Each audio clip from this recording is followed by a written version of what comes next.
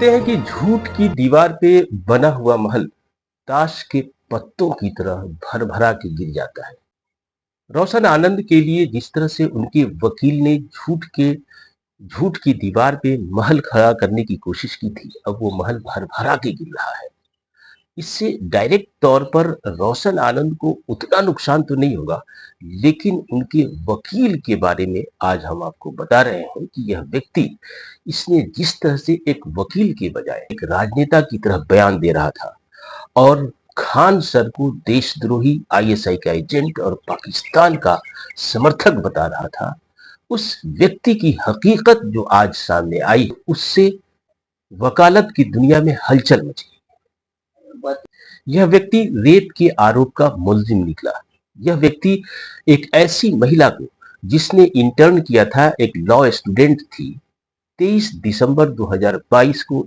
इसके ऊपर उस लड़की ने यह आरोप लगाया था कि इन्होंने अपने चैम्बर में बुलाया और रूम बंद कर दिया और उनके साथ शारीरिक तौर पे उनका मोलेस्टेशन किया और उन्हें रेप करने की कोशिश की।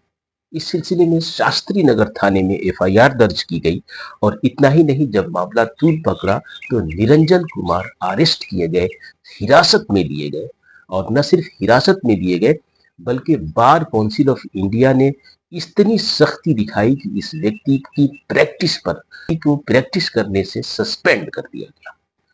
दरअसल मामला यह है कि वकील निरंजन कुमार, जो रोशन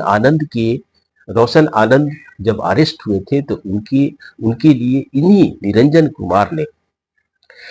जमानत की याचिका दायर की थी और उसके बाद इत्तेफाक से जब रोशन आनंद के भाई प्रिंस यादव की मौत हो जाती है विराटनगर में, तो उसके बाद यह व्यक्ति खुल करके सामने आता है और एक वकील के बजाय यह शख्स एक पॉलिटिशियन की तरह,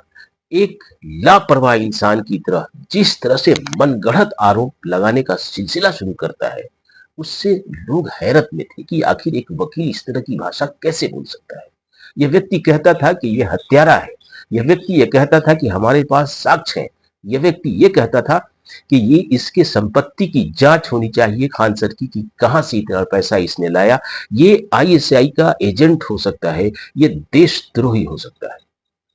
एक वकील अगर सीरियस हो सकता है तो वो अपने आरोपों को मीडिया में आरोप लगाने के बजाय तथ्यों के साथ अदालत में जा सकता था, लेकिन इस व्यक्ति ने वह कर दिखाया जिसने लॉ के प्रोफेशन को ही शर्मसार किया है। दरअसल मामला यह है कि 23 दिसंबर 2022 को चाणक्य लॉ कॉलेज की एक स्टूडेंट थी, 21 साल की। उसने इंटर्नशिप करने के लिए निरंजन कुमार के निरंजन एसोसिएट में अप्लाई किया। 21 दिनों की ट्रेनिंग थी और जब 21 दिनों की ट्रेनिंग का आखिरी दिन था तो इसने अपने कमरे में उसे जबरन खींच लिया, उसको रेप करने की कोशिश की। ये सारे बयान उस महिला वकील ने शास्त्री नगर थाने में दर्ज एफआईआर में कहा है। और जब इसने जबरदस्ती की तो उसने कहा कि डरो नहीं, ये गुरु दक्षिणा है, और उसने गुरु और शिष्य की परंपरा को भी तार तार कर दिया। वह व्यक्ति रोशन आनंद के वकील की भूमिका में जब होता है तो उसका वही गुरु चेहरा सामने आता है और वह रोशन आनंद को भी फंसाने की कोशिश करता है उस मामले में, जिस मामले में रोशन आनंद के भाई की संदिग्ध जो मौत होती है, उस मौत का जो पोस्टमार्टम रिपोर्ट है उसमें बाहरी हिंसा का कोई जिक्र नहीं है।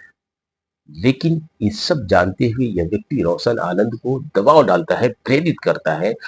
और ये कहता है कि आप एफआईआर करिए। जब रोशन आनंद 15 तारीख को तमकुआ थाने में एफआईआर करने पहुंचते हैं तो फिर वहां ये वकील पहुंच जाता है, लेकिन पुलिस एफआईआर नहीं लेती है। उसके तकनीकी कारण है जिस पे चर्चा हम लोग पहले कर चुके हैं। तो अब आप समझिए कि एक वकील इस चरित्र का हो सकता है, तो फिर वह अपने उस चरित्र को ही हर जगह दिखाएगा। तो इस तरह से रोशन आनंद के लिए मुश्किल ये है कि अब उन पे भी इस वकील की वजह से लोग भरोसा नहीं करेंगे। सुझाव यही दिया जा सकता है रोशन आनंद को कि सबसे पहले इस वकील को वो बदले।